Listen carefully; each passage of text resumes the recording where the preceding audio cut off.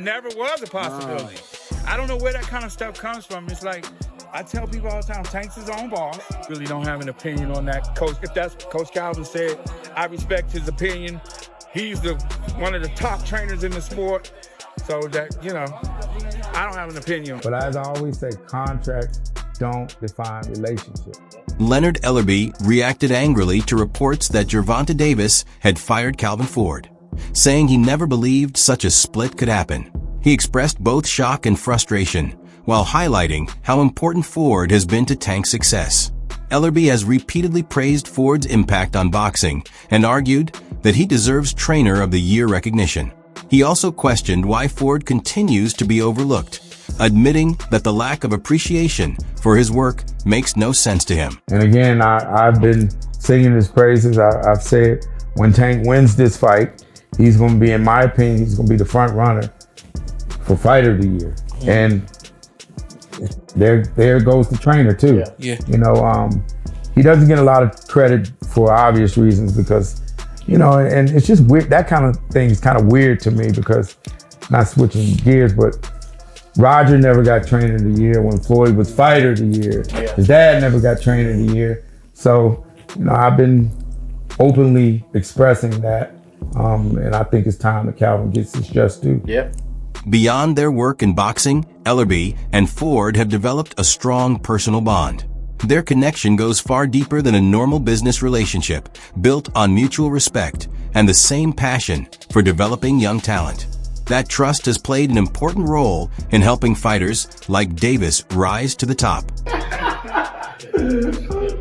He took his gym bag. I did. I remember that. Took his gym bag, like I said. His best for the whole time. The whole time. The whole time. Whole time. Yeah, so that was a classic. Yeah, that's a classic. I mean, but that's how this fight remind me of. But I didn't know all the backstories. Oh yeah. There's a lot of history with them clowns. A lot of history. So it's gonna be real crazy. Leonard Ellerbe had been with Mayweather Promotions since the company was founded, playing a major role in guiding and promoting fighters such as Davis. However, after internal disagreements reportedly developed over the direction of Tank's career, Ellerbe eventually decided to leave the organization. His departure represented a major change within the boxing promotional scene. The biggest news over the weekend to me was Leonard Ellerbe and Floyd Mayweather parting ways. I just was in girls' collection a week and a half ago, and them niggas was in the club together. So to see Leonard Ellerbe, who started off, as far as I know, I'm not even talking about Grand Rapids, Michigan, or anything else when they growing up. He started off in the corner with Floyd. Not his main trainer or anything like that, but the nigga who get the water, the towel, and he started off a corner man to become the guy who actually started helping him run Mayweather Promotion. Calvin Ford has always believed that mentors can offer direction, but a fighter's success ultimately depends on natural ability and destiny. He has never claimed full responsibility for Davis's accomplishments, stressing that Tank's potential was already clear long before outside guidance helped shape his career. How important was it for Tank to learn? That was the blessing. That wasn't my work. That wasn't Tank work. That wasn't Floyd work. It was the stars, the moons, or whatever. I'm bringing them together to create greatness, so we can have this greatness carry us to the next generation. You showed humbleness on stage at the press conference today, giving it immense props to the guys at the other side of the table, to Tank, to Goosen, to... I grew up off them. I grew up off the legends of what they did when we was watching boxing, when they said boxing was great. Boxing still is great. Leonard Ellerbe has repeatedly praised Gervonta Davis for his elite ability, explosive power, and dominant presence inside the ring. He also credits Calvin Ford's demanding training and guidance for helping sharpen Tank's natural gifts and develop him into such a dangerous fighter. I'm very, very confident Tank beats all those guys. All those guys. You name, any of them you name, Tank can beat him. Where would a fight with like a Devin Haney or a Teofimo Lopez sort of sit on the grand scheme of his schedule? I don't think that you can put a timeline on that kind of stuff because the big fights happen when they really make sense for both sides. And, you know, I know the fans get a little impatient at times, and that's understandable because they don't really understand how the business goes. You know, Tank's coming off of a fight where, you know, he's made tens of millions of dollars. And Tank alone has been generating, you know, 8-figure revenue every single fight. Tank makes you an offer, it's probably not going to be what you expect because you get paid on what you kind of weigh. Tank is here, and the other guys are there, and I'm solely talking about generating the revenue. Despite their professional separation, Calvin Ford said he still hopes Davis continues developing as a fighter. He stressed that Tank needs someone capable of challenging him, demanding more from him, and helping him reach another level, showing Ford still genuinely cares about the direction of Davis's career. What's the best for him? I'm hoping that he do what I need him to do. You know what I'm saying? You see how I asked him, are you ready? You know what I'm saying? Because I need somebody that's going to really push Tank so I can see different levels of it. This time I had a chance to step back, and everybody keeps saying, they changing up stuff. No, we ain't changed up anything. It's the same thing we always do. You know? Going into the, the training camp, how was it? Or you said you stepped back a little bit. Well, how was it, splitting the time? How's it going to be splitting the time to No, this is Saturday something that night? we do all the time. You know what I'm saying? Right now, y'all know all I gotta do is speak. Then take out history since he was a kid. When I stepped in the gym, B said, "Yo, I'm glad you here now." He watched him. He said, "Boom," and I see the light in Tank. I just can't wait to see all of that come together. Fight night. How's going back to being in the corner? How do you see Gervonta right now, just being in camp? Because at first, when we talked to him in the press conference, he was very open about retiring and he was done. And now he said that... Y'all have to understand. He's a young man. He have a family. He want to do something. Enjoy something. Don't take some time. I took a little bit of time out. You know what I'm saying? It refreshes you. Get you back on that. So tonight, he had a chance for me not being around him a lot. You know what I'm saying? And I stepped in and I seen how he missed me and how I missed him. You know what I'm saying? I just can't wait to see. Calvin Ford frequently looks back on Davis's childhood, remembering how Tank stood out even at a young age and regularly performed beyond others around him. Davis often described Ford as a father figure, reflecting the strong personal connection they built outside the boxing world. When a kid was playing, he'd smack the shit out of the kid and then tell him to go get their parent. Then tell him why he was playing.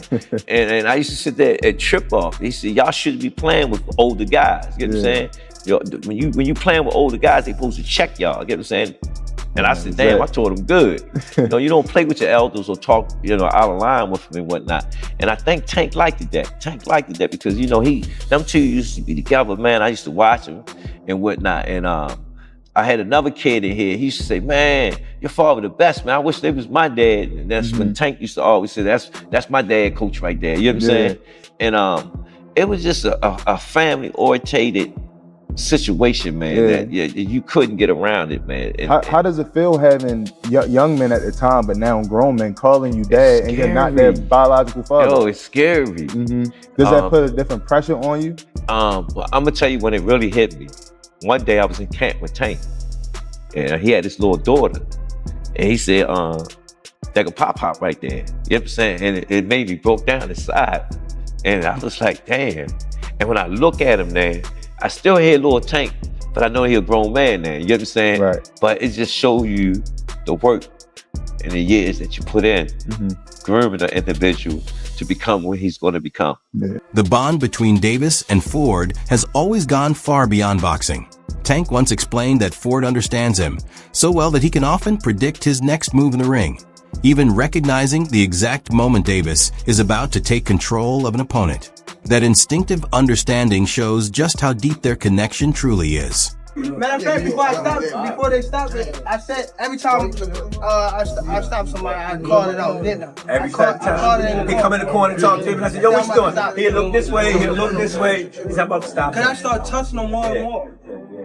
When they gonna give him the credit for one of the smartest boxers. That was a beautiful boxing display. Yeah, you know what I mean? Yeah, smart. That's what I call, you wasn't looking for the knockout, but you was placing your shit. Yeah, he already seen it. He said, I can't That's get the hit. difference. And Tank was holding the conversation. Tank said, yo, how about Tank can't, every fight Tank come tell me, I'm gonna knock him out. Yeah. He'll tell me, I'm gonna knock him out. What's up? It's your boy Gervonta Davis. Make sure y'all like and subscribe on the Rise Podcast. Calvin Ford has repeatedly praised Davis for his versatility and complete skill set, believing Tank has the ability to succeed across multiple weight divisions. Ford's confidence comes from his deep knowledge of boxing and his clear understanding of the potential his longtime fighter possesses. I seen Tank 4 guys, spar guys in the gym at 165, but it's different. Tank was hitting guys with 16-ounce gloves on. You know what I'm saying? Can Tank pull it off? Yes. But climbing that ladder, taking that chances, taking that type, that's a fight where you put a fighter in, right? Where it's will definitely be some damage in, damage and hydrating back up at that weight. You know what I'm saying? That's why you have weight classes for reasons. Wow. Yeah, man. You gotta look at his last fight, and then his last fight, he struggled to make 140. Yeah. Let's keep it real. One of Ford's greatest qualities as a trainer is how deeply he understands Davis mentally. He knows exactly how to motivate Tank and prepare him psychologically, especially during difficult moments, helping him remain disciplined, focused, and determined. He just did. We got off the cameras once. It ain't about the dub with me. It's about, do you got that will against will? I don't know. I know I can't. I ain't pushed no buttons with Tank yet. I came from a different beast. I understand what we got to go against every time we get in there. That square box of lunch is serious. So when I talk to him, he know what I'm talking about. Let's see. April the 22nd, Ron. Life in Baltimore exposed Davis to countless risks, but Ford became a steady influence who helped keep him on the right path. Through constant guidance and support, he kept Tank committed to boxing and away from the dangers surrounding him. Let me explain something to you. Tank don't look at me as coach, he look at me as dad. Do it look like his son supposed to be taking your dad? I don't even feel right. Y'all hear this time? Oh, Tank don't pay his coach. Tank gives me anything I want. Right. But I'm a man at the end of the day. Absolutely. And I'm a hustler. Right. Second and foremost, I came from that cloth. You know what I'm saying? He watched me lose my house, my wife, my family. He watched me do it. It's bigger than boxing. Right. Boxing is just a web. Understanding that every fighter eventually enters a new stage of his career, Ford accepted that his part in Davis's journey may be coming to an end. He said he had taught Tank everything he could and was comfortable with him exploring new paths to continue developing, reflecting Ford's humility and maturity. My journey's crazy. That's why I said this, yo, you can't write this, man. You cannot write this. My experience being gone and all the stuff that I went through preparing me for where I'm at today. Man, Tank is older. He had the lessons, getting his lessons of what he got to do to take us the rest of the way. And this is his take us the rest of the way fight.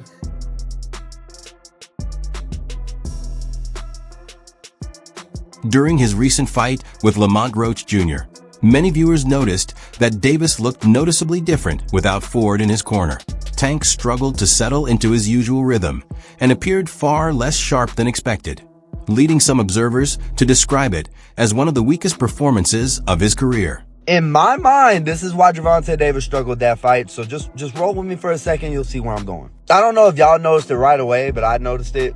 Calvin Ford was not the head man in the corner, which I didn't really understand. And before the video continues, go ahead to the follow button because we're about to deep dive into this and we post every day. Calvin Ford was not the lead man who's been with Gervonta since he was a damn near child. Honestly, since he was a child. Why would you do that? I don't know if they were underestimating the fight. I don't know if they were just trying to change it up and try something new because this wasn't a huge opponent. I don't know if there's something wrong with Calvin or Calvin's not going to be there. I don't know. But that was damn stupid. Because you notice when shit started hitting the fan, guess what voice popped up on that screen? Put his head through ropes and Calvin started coaching. When Tank's eye messed up, guess where he looked? He didn't look at that other corner man. He looked for Calvin Ford. Also, Tank talked a lot during this fight. It was a little bit of a different Tank than we've seen. He was chirping with the fire, which isn't new. He was arguing with the ref. He seemed not composed. I feel like that would have been different with a Calvin Ford in his corner. Because I'm going to be real, the advice that his corner was giving him was dog shit. Yeah, he won the fight, but let's be real, he shouldn't have won that fight. But y'all let me know what y'all think. I think that definitely played a role, and I feel like if Calvin was there, it would have went a little different. But yeah, not a good boxing night from Tank, and this is from a Tank fan, so. Davis has always spoken about Ford with great admiration, often describing him as more than a trainer and viewing him as a father figure. Recently, however, their dynamic appears to have changed, as Tank no longer interacts with Ford in the same way, suggesting growing tension between them. Yeah, for sure. The head trainer in a while. Yeah, for sure. Calvin, again, I said Calvin's pops. You know what I mean? He will always be around. You know what I mean? So, that's pops. Like I said, so he'll always be near. It's without me, without Calvin, it wouldn't be no me. You know what I mean? Because at first, when I came into the boxing world, it was more so of me falling in love off of the father figure that Calvin was in the gym. It wasn't just me going to a boxing gym and saying, I love to fight. You know what I mean? That's as I got older, I started thinking I started realizing that, you know what I mean? It's not really the love of the sport that I had, it was just the love I was getting from Calvin. You know what I mean? So, or the other older guys that was in the gym. You gave him